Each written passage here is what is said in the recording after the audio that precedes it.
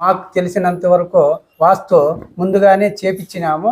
మాకు ఇంకా చాలా మనశ్శాంతి లేకుండా ఉండడము, అరాచకాలు, బయటోళ్ళతో కూడా కొద్దిగా అప్పుడప్పుడు గలాట్లు, నిందలు అట్లాంటివి వచ్చేట్టు ఉన్నాయి.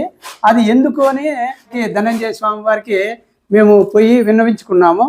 తర్వాత నేను వస్తాను, అక్కడికి వచ్చి చూస్తాను, చూసి చెప్తాను, మీ ఇంటికి వస్తేనే చూసి చెప్పిన తర్వాతనే చేసుకుందరు అన్నారు. స్వామివారిని అర్చించినాము, వచ్చినారు. మా కష్టాలు చూసి ఇట్లా కాదు, మీకు ఆగ్నేయం పెరిగింది, కింద 14 ఇంచీల గోడ ఉంది, 9 ఇంచీల గోడ పెట్టినారు, మీరు అది 14 ఇంచీల గోడ పెట్టండి ఆగ్నేయంలో అని చెప్పినారు. చిన్న డ్రిల్లు పైన డ్రిల్లు వేసుకోమని చెప్పినారు. అది వేసుకొని మీరు ఉంటే బాగుంటారని స్వామివారు మాకు సలహా ఇచ్చినారు, వాస్తు చెప్పినారు. మేము బాగుంటామని స్వామి చెప్పినారు.